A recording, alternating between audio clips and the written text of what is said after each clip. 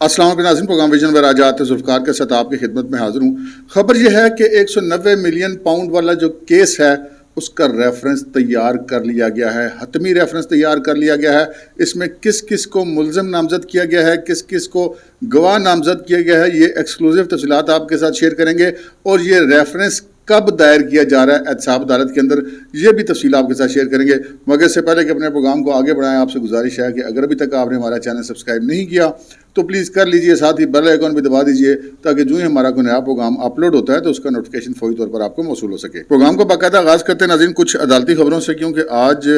बहुत सारी अहम अदालती खबरें थी। वो खबरें तो बहुत सारी थी, लेकिन उनमें से दो खबरें ऐसी थी जो यकीनन आपके साथ शेयर करना ज़रूरी हैं। एक खबर तो ये है कि इस्लामाबाद हाई कोर्ट का जो डिवीज़न बेंच था, जस्टिस मियाँ गुल हसन औरंगज़ेब और जस्टिस सुमन रिफत इम्तियाज़ पर मुश्तमिल, उसने जो साइफ़र केस की जो जेल के अंदर ट्रायल है उसको आर्जी तौर पर रोक दिया है और 16 नवंबर को जो है मज़ीद दस्तावेज़ात सरकार से तलब कर लिए। उसके बाद इस केस का फ़ैसला किया जाएगा। ये जो पिछली एक दो समातें थी उससे ये लग रहा था कि ये अदालत जो है ये इसका ट्रायल ज़रूर रोक देगी, और वही हुआ। अच्छा, अब एक तरफ ये मामला चल रहा था, अब देखते हैं कि 16 तारीख को जब दस्तावेज़ात आती हैं तो फिर ये अदालत आलिया जो है अपना हतमी हुक्म क्या सादर फरमाती है। लेकिन इसके साथ ही जब ये केस समाप्त हो रहा था तो उसी वक्त सेंट्रल जेल अडयाला के अंदर जो साइफ़र केस है उसका जेल ट्रायल भी जारी था। आज ट्रायल का दिन था। पिछली तारीख समाअत पर इमरान खान के वकला नहीं आए थे, तो जो 3 गवाहान थे उनके ऊपर ना तो उनके बयानात कलम बंद हो सके थे और ना ही उनके ऊपर जिरा हो सकी थी। लिहाजा आज की जो समाअत थी उसके अंदर 6 गवाहान जो हैं उनको बुलवाया गया था ताकि उनके बयानात कलम बंद किए जाएँ और उनके ऊपर जिरा मुकम्मल की जा सके। आज कमरा अदालत के अंदर एक चूँकि बड़ा जो कम्यूनिटी हॉल है वहाँ पर आज अदालत लगाई गई थी, तो जो ज़राए का कहना है कि बड़ा अच्छा माहौल था वहाँ पर, अंदर बड़ा रिलैक्स माहौल था। और इमरान खान साहब की जो तीनों बहनें हैं, अलीमा खान, उज़्मा खान और रोबीना खान, वो तीनों वहाँ पर मौजूद थी और उनके कुछ भांजे भी वहाँ पर मौजूद थे और बुशरा बीबी भी वहाँ पर मौजूद थी। जबकि जो शाह महमूद कुरैशी हैं इस मुकदमे के दूसरे इमरान खान के जो शरीक मुल्ज़म हैं, उनकी जो अहलिया हैं और उनकी जो साहबजादी हैं वो भी वहाँ पर मौजूद थी। और महर बानो कुरैशी जो शाह महमूद कुरैशी की साहबजादी हैं और मुल्तान से एक दफ़ा वो ज़िमनी इलेक्शन भी लड़ चुकी हैं, जो हार गई थी, उन्होंने जो है बाहर निकल के मीडिया से गुफ्तगू की है और उन्होंने कहा है कि जनाब उनके वालिद की सेहत बिल्कुल ठीक है। और ये उन्होंने ही बताया कि अंदर आज जो अदालत का माहौल था वो बड़ा रिलैक्स था और बड़े अच्छे माहौल में जो है मुकदमे की समाअत हो रही थी। इसी तरह अलीमा खान ने भी बाहर निकल के मीडिया से गुफ्तगू किया और उनका ये कहना है, गुस्से में थी वो, कि जी देखिए मेरा भाई है और वो अंदर है और इधर हर बंदा ये बात कर रहा है कि इमरान खान के बाद पार्टी की क़यादत कौन करेगा, तो मेरा तो भाई खुद ही पार्टी की क़यादत करेगा, वही लीडर है, वही चाहे वो जेल में है लेकिन वही करेगा। ये एक बहन के तौर पर जज्बात उनके बड़े अच्छे हैं, लेकिन यहाँ पर मामलात होते हैं कानूनी। पर कोई सज़ा याफ्ता शख्स जो है वो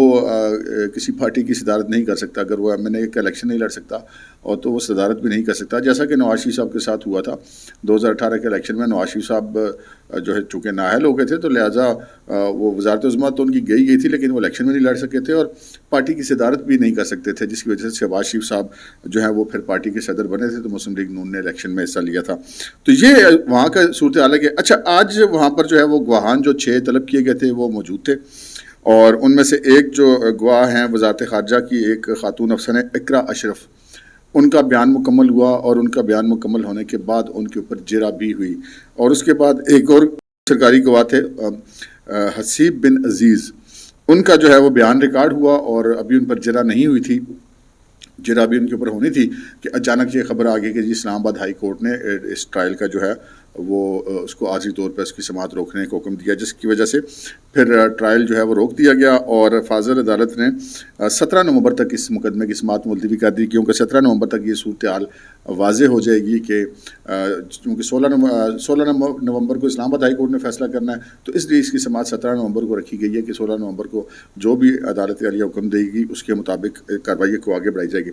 अब आते हैं जी अपनी असल एक्सक्लूसिव खबर की तरफ। एक्सक्लूसिव खबर मैं इसलिए कह रहा हूँ कि अभी तक तो हम सबके नॉलेज में यही बात है कि जी आप इसको 190 मिलियन बरतानवी पाउंड वाला केस कह लें, आप इसको अलकादिर ट्रस्ट वाला केस कह दें, ये जो भी केस है उसकी समाअत अभी हो रही है। और आज जो है वो इमरान खान साहब की जो है वो اس کیس کے اندر جسمانی ریمانڈ دینے کی استدعا کی گئی تھی احتساب عدالت سے نیب کی طرف سے کہ جی ان کو شامل تفتیش کیا جانا ہے، تو جس پر عدالت نے ان کا جسمانی ریمانڈ جو ہے وہ مسترد کر دیا، درخواست جو تھی، کیونکہ جسمانی ریمانڈ کی صورت میں تو ان کو جیل سے وہاں سے نیب اپنی تحویل میں لے لیتی اور اپنے آفس منتقل کر کے ان سے تفتیش کرتی، لیکن جو عدالت ہے اس نے عمران خان سے تفتیش سے نہیں روکا، ان کا جی ٹھیک ہے وہ جیل میں ہیں تو جیل میں ہی رہیں۔ نیب کی ٹیم جو ہے وہ اڈیالہ میں پہنچ کر اس معاملے پر ان سے جو بھی انہوں نے تفتیش کرنی ہے وہ کر لے۔ پہلے بھی انہوں نے ایک دفعہ شامل تفتیش عمران خان صاحب کو کیا ہے اور ان کی گرفتاری بھی باقاعدہ ڈالی جا چکی ہوئی ہے، گرفتاری ڈالی گئی تو تبھی تو وہ ریمانڈ کے لیے گئے تھے۔ اچھا، یہاں پر ایک بڑی دلچسپ صورتحال کہ کل خبریں تھیں کہ بشریٰ بی بی کی پیشی ہوئی نیب کے اندر اور وہاں پر ان سے سوال جواب کیے گئے اور ان کو ایک تحریری سوال نامہ دیا گیا کہ آپ یہ لکھ کر جواب ان کر لیں، اور عمران خان صاحب سے بھی ہوئی۔ تو پھر یہ ابھی اس کا مطلب ہے کہ اس کی تفتیش چل رہی ہے؟ نہیں جناب، ایسا نہیں ہے، کیس کی تفتیش تقریباً مکمل ہو چکی ہے۔ ہوتا یہ ہے کہ کیس کے اندر جو ریفرنس جب فائل کرتی ہے نیب جو ہے وہ نیب کورٹ کے اندر یا پولیس چلان مکمل کرتی ہے تو اس کے اندر بہت ساری چیزیں ہوتی ہیں، کوئی صرف ایک دو چیزیں جو ہمیں نظر آ رہی ہوتی ہیں سرفیس پہ وہ نہیں ہوتی، بہت ساری چیزیں ہوتی ہیں۔ وہ تمام کی تمام چیزیں جو تھی وہ ہمارے ذرائع کا کہنا ہے کہ ان پر کام مکمل کر لیا گیا ہے، اور اب یہ جو بشریٰ بی بی کے سوالوں کے جواب ہیں یا عمران خان سے اگر کوئی سوال جواب ہوں گے تو وہ بس ان کی جگہ ایک دو صفحات کی خالی رکھ لی جائے گی اور وہ پھر صفحات ایڈ کر دیے جائیں گے اور اس کے بعد یہ ریفرنس فائل کر دیا جائے گا۔ اچھا، یہ جو ریفرنس ہے ہمارے ذرائع کا یہ کہنا ہے کہ اسی ہفتے اس کا رواں ہفتے کے دوران ہی کسی بھی وقت یہ ریفرنس فائل کیے جانے کے امکان آگے، بس یہ 3-4 دن ہی ہیں، ان 3-4 دنوں کے اندر ریفرنس جو ہے وہ فائل ہونا ہے اور مکمل ہو چکا ہوا ہے ریفرنس۔ اور دلچسپ خبر یہ ہے کہ اس کے اندر جو ملزمان ہیں وہ بھی ان میں سے بھی ایک دو نام میرے لیے بڑے حیرت انگیز تھے، اور جو گواہان ہیں ان کے نام تو بہت ہی زیادہ حیرت انگیز ہیں، آپ سن کے حیران رہ جائیں گے۔ یہ جو کیس ہے وہ سمپل سا کیس ہے، آپ نے سنا ہوگا، ہم اس کا تاکہ آپ کا وقت قیمتی ہے زیادہ ضائع نہ، اور صرف ان لوگوں کے لیے جن کو اس کا بیک گراؤنڈ نہیں پتہ، صرف ان کے لیے چھوٹی سی مختصر سی میں بات کر لیتا ہوں کہ یہ ملک ریاض صاحب نے کچھ پراپرٹیز بنائی تھیں برطانیہ کے اندر، اور وہاں کی جو نیشنل کرائم ایجنسی ہے اس نے اپنے طور پہ جب اس سارے معاملے کی تفتیش کی تو یہ پایا گیا کہ ملک ریاض صاحب نے جو وہ پراپرٹیز خریدی ہیں وہ انہوں نے غیر قانونی طور پہ جو رقوم ہیں وہ منی لانڈرنگ کے ذریعے برطانیہ کے اندر منتقل کی تھی اور ان سے یہ پراپرٹیز خریدی گئی تھی۔ منی لانڈرنگ کے حوالے سے چونکہ برطانیہ کے قوانین بہت سخت ہیں تو انہوں نے وہ جتنی جائیدادیں سیز کر دیں اور ان کی جو مالیت تھی وہ حکومت پاکستان کے حوالے کر دی کہ جی ٹھیک ہے، یہ چونکہ پاکستان سے منی لانڈرنگ ہوئی تھی رقم تو یہ حکومت پاکستان کا حق ہے کہ ان کو یہ رقم لوٹائی جائے، تو انہوں نے ایک دیانتداری کا مظاہرہ کرتے ہوئے وہ رقم پاکستان کو واپس کر دی۔ اب ہونا تو یہ چاہیے تھا کہ یہ رقم پاکستان کے اندر قومی خزانے میں آ جاتی، کیونکہ پاکستان کا پیسہ تھا تو قومی خزانے میں گیا تھا، غیر قانونی طریقے سے باہر گیا ہوا تھا، لیکن ایسا نہیں ہو سکا۔ ایسا کیوں نہیں ہو سکا؟ ایسا اس لیے نہیں ہو سکا کہ وزیر اعظم عمران خان تھے اور ملک ریاض کی کوئی معاملہ ہو اور عمران خان صاحب جو ہیں وہ ان کے خلاف کوئی چیز چلی جائے، یہ تو ہو نہیں سکتا۔ یہ مجھے یاد ہے بڑی اچھی طرح کہ جو عمران خان صاحب ہیں یہ ملک ریاض صاحب کو ٹھیکیدار ریاض کہا کرتے تھے، یہ تو ٹھیکیدار ہے، یہ کرپٹ ہیں، اس قسم کی باتیں کرتے تھے، لیکن بعد میں اچانک ان کو ٹھیکیدار ریاض صاحب جو ہیں وہ ملک ریاض لگنا شروع ہو گئے اور ان کی وہ بڑی تعریفیں بھی کرتے ہوئے پائے گئے کہ نہیں جی مجھے تو یہ تو بڑا تیز رفتاری سے جناب ترقی کرتا ہے، کوئی پروجیکٹ اس کے ذمہ لگاؤ تو فوراً مکمل کرتا ہے، تو یہ تو اس سے تو اچھا آدمی کوئی نہیں ہے۔ اچھا، یہ ساری کہانی کیوں تھی، اس کی پیچھے والی بات تو پھر ہمیں بعد میں سمجھ میں آئی۔ اچھا، اس وقت چونکہ شہزاد اکبر صاحب تھے وہ ایسٹ ریکوری یونٹ کے سربراہ تھے اور مشیر تھے، وزیر اعظم کے کابینہ کا حصہ تھے، تو جو مرزا شہزاد اکبر صاحب ہیں وہ ان کے ایسٹ ریکوری یونٹ کا ان پیسوں کے بیچ میں کوئی عمل دخل نہیں تھے، نہ ہی انہوں نے کہا تھا اب عمران خان کی حکومت میں ملک ریاض کے خلاف وہاں پہ کارروائی کرنے کی درخواست تو ملک شہزاد اکبر کی نہیں تھی، لیکن انہوں نے مبینہ طور پہ بظاہر ایسا لگتا ہے کہ ایک ڈیل کی ملک ریاض کے ساتھ، اور اس ڈیل کو پھر جو فائنلائز کیا عمران خان، بشریٰ بی بی، ان سب لوگوں نے مل کے، فرا گوگی وغیرہ نے، ان کے نام میں کیوں لے رہا ہوں یہ میں آپ کو بتاتا ہوں۔ پھر ایک القادر ٹرسٹ کے نام سے ایک یونیورسٹی کے ٹرسٹ بنا، اس کے نام پہ ملک ریاض نے زمین منتقل کی، بشریٰ بی بی اور عمران خان کے نام پہ جو ٹرسٹ بنا تھا اس کے نام پہ، اور وہاں پہ پھر بلڈنگ بھی بنائے گی، وہ بھی ذرائع کے مطابق ملک ریاض کے پیسے سے بنی، اور پھر وہ جو 2-3 سال تک چلا وہ ادارہ، اس کے اندر بھی ملک ریاض ہی اس کے اخراجات آپریشنل تنخواہیں وغیرہ دیتے رہے، اور کچھ ہی اسٹوڈنٹ تھے اس کے اندر غالباً کو 25-30 کے قریب، لیکن وہ کالج کے اسٹوڈنٹ تھے، وہاں پر کوئی یونیورسٹی نہیں بن سکی، وہ ہائر ایجوکیشن کمیشن سے کوئی وہاں پہ اپرووڈ یونیورسٹی ہے ہی نہیں، تو جب اپروو نہیں ہے تو وہ یونیورسٹی چلا نہیں سکتے، تو بیسکلی یہ سارا پیپر ورک ہی تھا، اصل جو چیز تھی وہ ملک ریاض صاحب سے یہ چیزیں لینا تھی۔ اور پھر ایک آڈیو بھی آ گئی تھی جس میں ملک ریاض صاحب کی صاحبزادی ان سے بات کر رہی تھی کہ جی وہ فرا کہہ رہی ہے کہ میرے لیے 3 کیرٹ کا ہیرا اور جو بشرا بی بی ہے اس کے لیے 5 کیرٹ کا ہیرا، تو یہ تب یہ معاملات آگے چلیں گے، وہ بھی چیزیں یقیناً تفتیش کاروں کے مد نظر تھیں۔ اچھا، اب یہ تو تھی نا باتیں، لیکن جب کوئی کیس عدالت میں فائل کیا جاتا ہے اس کے لیے بڑی سالڈ ایویڈنس چاہیے ہوتی ہے، بہت زیادہ ثبوت ہوتے ہیں، اور پھر یہ بالکل کلیئر بات ہے کہ اس زمانے میں جب وہ پیسہ آیا تو ملک شہزاد اکبر نے ایک لفافہ لے آیا کابینہ کے اندر، عمران خان صاحب کے حکم پر بغیر اس لفافے کو کھولے تمام کابینہ نے اس کو اوکے کر دیا، اور وہ پیسہ ملک ریاض صاحب کو دے دی گیا، یعنی کہ ملک ریاض صاحب نے جو بیری ٹن کراچی کی مد میں پیسے سپریم کورٹ کے اندر جمع کروانے تھے وہ اس کے اندر وہ پیسے ایڈجسٹ کر لیے گئے، یعنی کہ وہ پیسہ قومی خزانے کو نہیں ملا، وہ ملک ریاض کو ملا، اور ملک ریاض نے جو اپنا لین دین تھا اس کے اندر اس پیسے کو ایڈجسٹ کیا۔ لیکن یہاں پر جو ہے وہ اور بھی بہت سارے گرے ایریاز دکھائی دیتے ہیں کہ ملک ریاض صاحب نے فائدہ اٹھایا اور ملک ریاض صاحب نے یہ سارا کچھ کیا۔ پھر خالی یہ القادر ٹرسٹ والا معاملہ نہیں ہوا، پھر یہ پتہ چلا کہ فرا گوگی کو بھی تقریباً 200 یا 250 کنال زمین اسلام آباد کے علاقے بنی گالا میں، جہاں عمران خان کا گھر واقع ہے اس کے قریب وہ دی گئی، موضع ایک ہی ہے دونوں کا، تو وہاں پہ اس کو بھی دی گئی۔ تو ملک ریاض صاحب اتنے سخی کہ گوگی کو اتنی زمینیں دے رہے ہیں،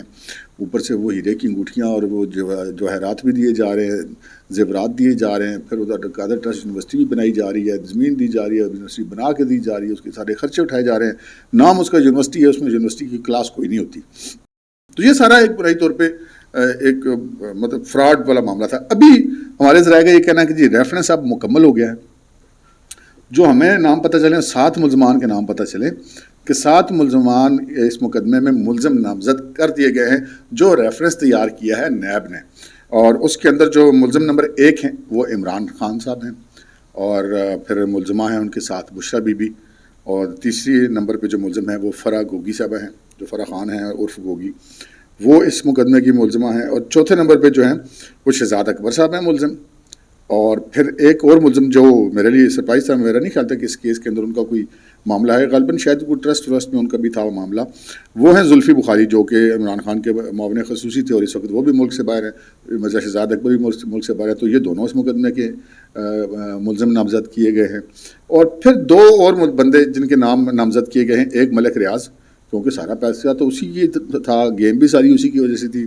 تو ملک ریاض صاحب جو ہیں وہ اس مقدمے کے اندر ملزم نامزد کیے گئے ہیں، اور غالباً ملک ریاض صاحب پہلی بار کسی اتنے بڑے کیس کے اندر پاکستان کی کسی عدالت کو جا کے فیس کرنا پڑے گا ان کو، اگرچہ کہ وہ ملک سے باہر ہیں، پاکستان آتے ہیں یا نہیں آتے، بذریعہ وکیل پیش ہوتے ہیں، عدالت بذریعہ وکیل ہے، ان کی پیشی کو مانتی ہے یا نہیں مانتی، یہ بات کی بات ہے، لیکن ملک ریاض اور ان کے صاحبزادے علی ریاض ملک بھی اس مقدمے کے اندر ملزم نامزد کیے گئے ہیں۔ یہ جو ریفرنس تیار ہے یہ صرف میں ایف آئی آر ٹائپ کا کیس نہیں، جو حتمی کیس ہے، جو کورٹ میں چلنا ہے، جو ٹرائل ہونا ہے، وہ ان ملزمان کے خلاف ہونا ہے، عمران خان، بشرا بی بی، فرا گوگی، شہزاد اکبر، زلفی بخاری، ملک ریاض اور علی ریاض ملک۔ امپورٹنٹ یہ چیز ہے کہ اس کیس کے اندر گواہان کون ہیں؟ کیس تو سارا چلتا ہی گواہوں کے سر کے اوپر ہے، دستاویزی شہادتیں ہوتی ہیں یا پھر ہیومن سے شہادتیں ہوتی ہیں جو گواہ آ کے بیان دیتے ہیں۔ وہ جناب ایک تو وعدہ معاف گواہ ہیں، سٹار وٹنس ہیں اس کیس کے اندر بھی، وہ ہیں اعظم خان صاحب جو پرنسپل سیکرٹری تھے پرائم منسٹر کے، یہ سائفر کیس میں بھی وعدہ معاف گواہ بنے ہوئے ہیں جو آفیشیل سیکرٹ ایکٹ والا ہے، اس کیس کے اندر بھی اعظم خان جو ہیں وہ عمران خان صاحب کے اور ان سب ملزمان کے خلاف استغاثہ کے مرکزی گواہ ہیں۔ پھر جو ایک اور امپورٹنٹ نام ہے وہ ہے احمد نواز سکھیرا۔ احمد نواز سکھیرا جب یہ سارا معاملہ ہوا اس وقت وہ سیکرٹری کیبنٹ تھے، اس وقت وہ جو ہیں وہ ریٹائر ہو چکے ہیں، اور احمد نواز سکھیرا عمران خان کے اتنے قریب تھے، یا مطلب لوگ ان کے اوپر الزام لگاتے ہیں کہ جی باقاعدہ یہ یوتھی تھے، اب یہ درست ہے یا نہیں ایک الگ بات ہے، لیکن جب تک یہ سیکرٹری کیبنٹ تھے وہ رانا برار خالد یا عدالت یا کوئی بھی ان سے کہتے تھے نا توشہ خانے کا ریکارڈ دیں، تو یہ اس توشہ خانے کے ریکارڈ کے اوپر بیٹھے ہوئے تھے، کسی صورت بھی کسی کو بھی وہ توشہ خانے کا ریکارڈ دینے یا دکھانے کے لیے تیار نہیں تھے۔ لیکن دیکھیں نا اللہ کی شان، آج وہی